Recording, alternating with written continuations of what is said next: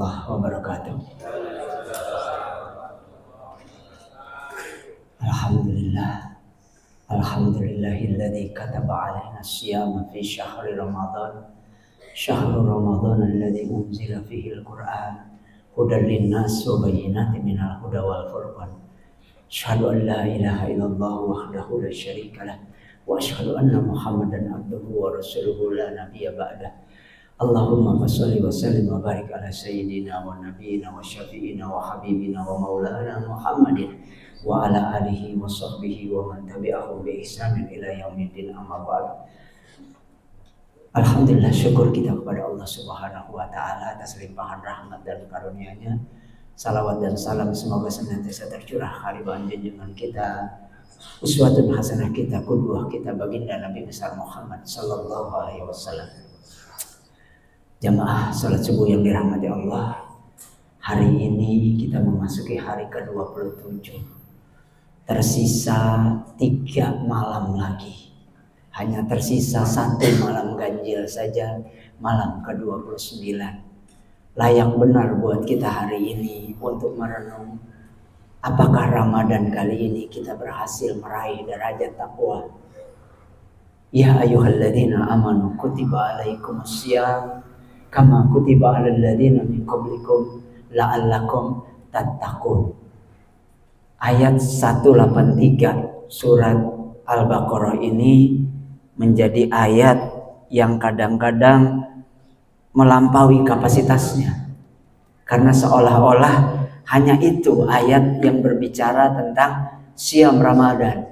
Padahal ada 5 ayat, ada 4 ayat setelah itu. Walaupun ini ayat utama, diwajibkan atas kita berpuasa sebagaimana diwajibkan atas orang-orang sebelum kita. Maka sesungguhnya yang tidak kita sadari, pada saat itu ayat ini diturunkan, puasa kita tidak seperti ini. Bukan puasa Ramadan. Saat itu puasa umat Islam bukan puasa Ramadan.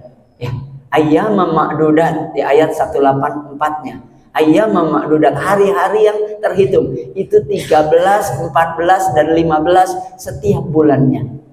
13, 14 dan 15, bukan Ramadan. Di ayat 185 baru syahrul Ramadan alladzi unzila fihil Qur'an hudal linnas wa bayyinatin minal huda wal furqan. Faman syahida minkumus syahra falyasum.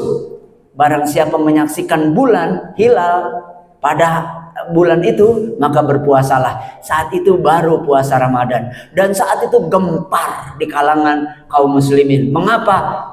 13, 14, 15 sebulan sekali, 3 hari puasa selama setahun penuh bisalah, mudah. Tetapi puasa 1 bulan penuh Ramadan pada waktu itu adalah puasa yang sangat menakutkan, mengerikan. Kenapa? Karena pada saat itu puasanya tidak seperti sekarang. Bukan dari sejak terbit matahari sampai tenggelam, tidak. Saat itu puasa sejak ba'da salat Isya tidur, ketika terbangun puasa. Sementara mereka ingin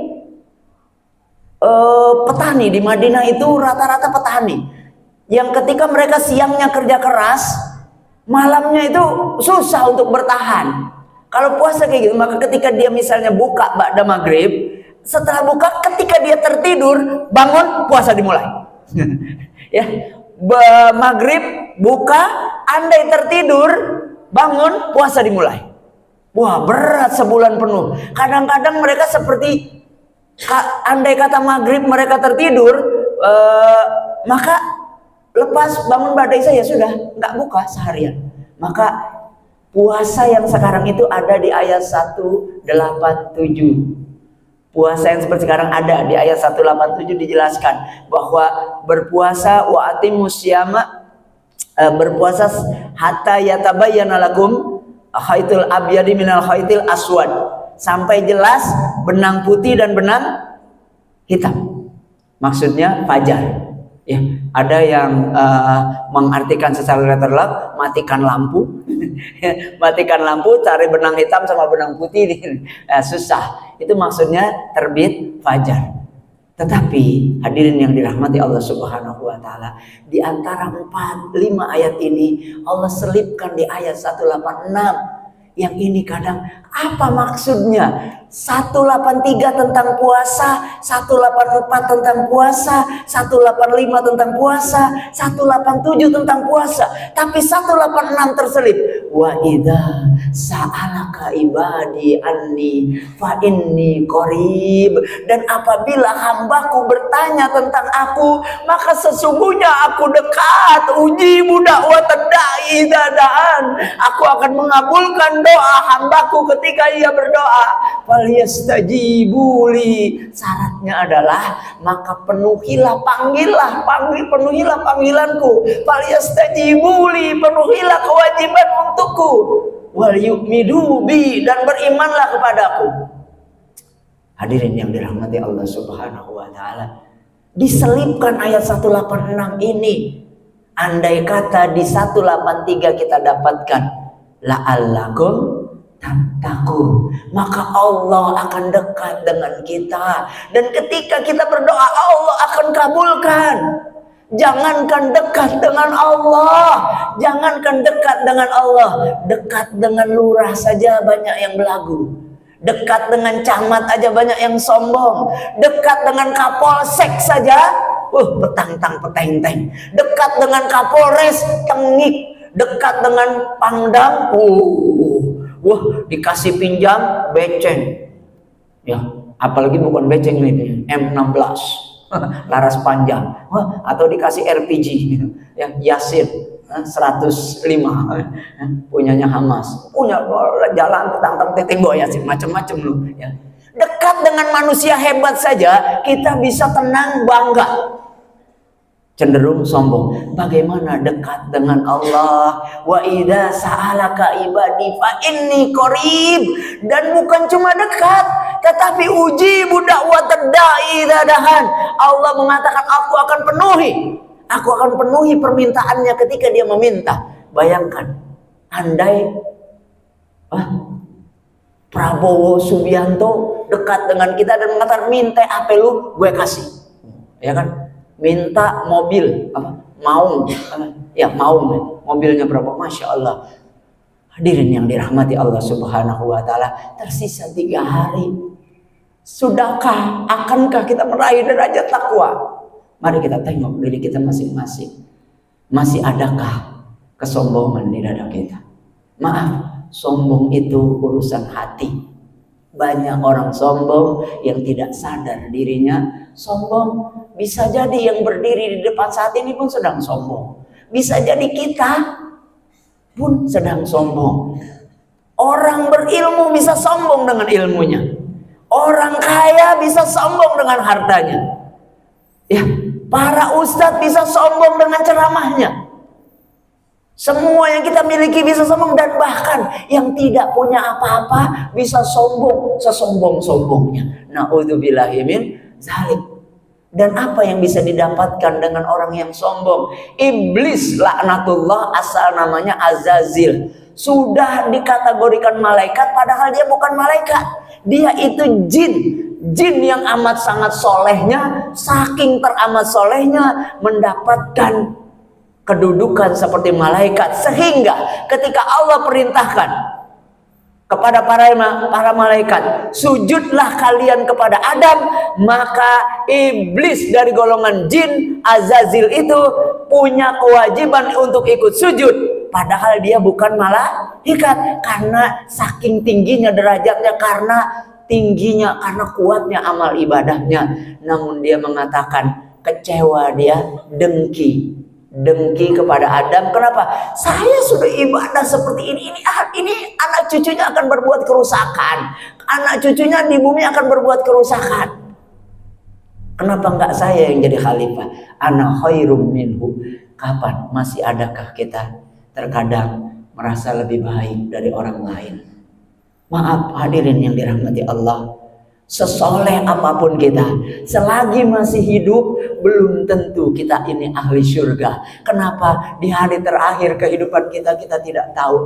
Semenjak apapun orang yang kita rendahkan, selagi dia masih hidup belum tentu dia ahli neraka. Bisa jadi di akhir kehidupannya dia akan bertobat. Dan kita yang sepanjang umur kita menjadi pengurus masjid, sepanjang umur kita menjadi muazin, menjadi imam, belum tentu bahkan hafiz Quran ada yang tergoda dengan kecantikan seorang putri Romawi dan kemudian murtad. Na'udzubillahi min zalik. Tapi yang murtad bukan hafiz Quran lebih banyak. Jadi yang hafiz Quran jangan terlalu khawatir. Yang murtad hafiz Quran cuma satu, ya kan? Jangan terlalu khawatir, tapi juga jangan sombong. Yang nggak hafiz apalagi jangan sombong. Tuh lihat, hafiz Quran aja murtad. Ya, mendingan gua nggak hafiz, ya kan? Tidak demikian.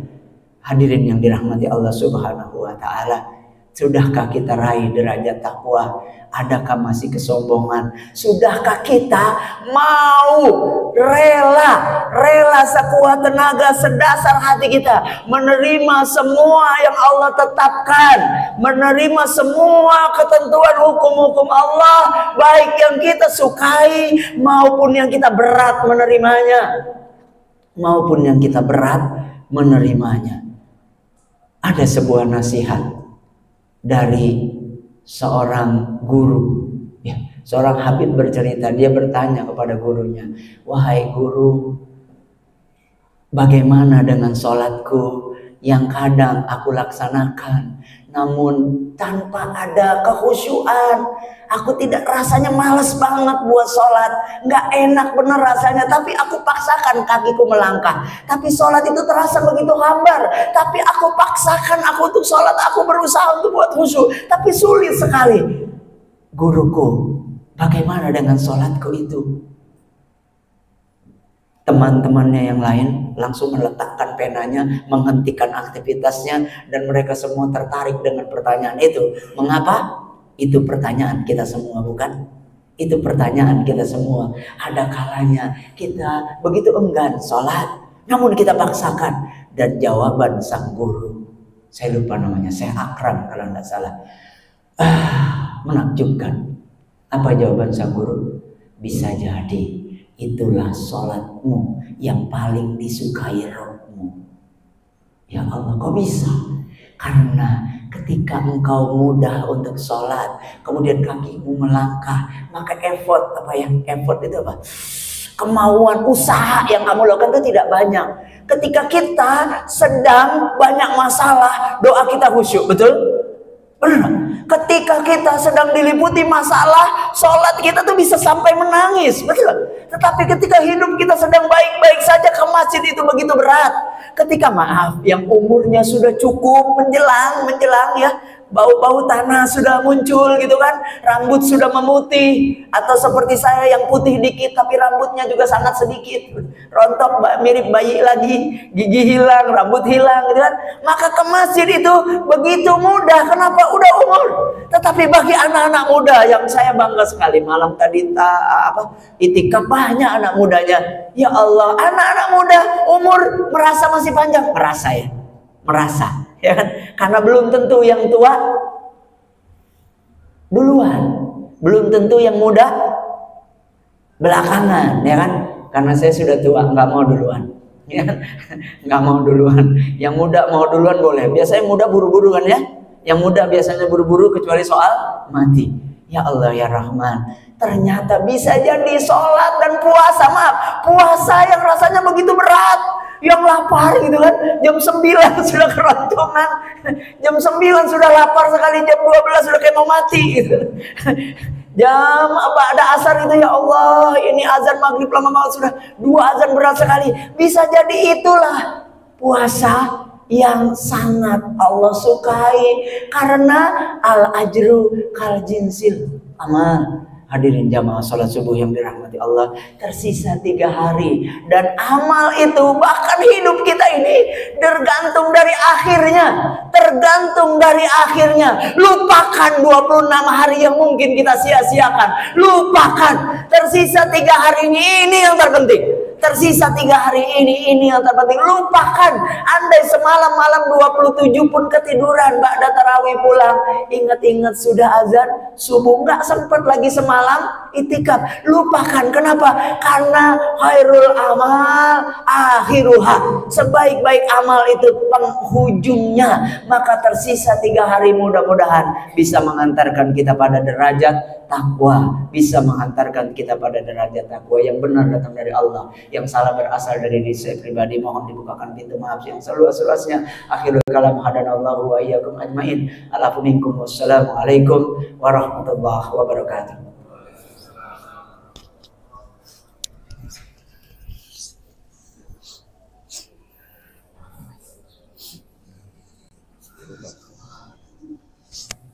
Allah.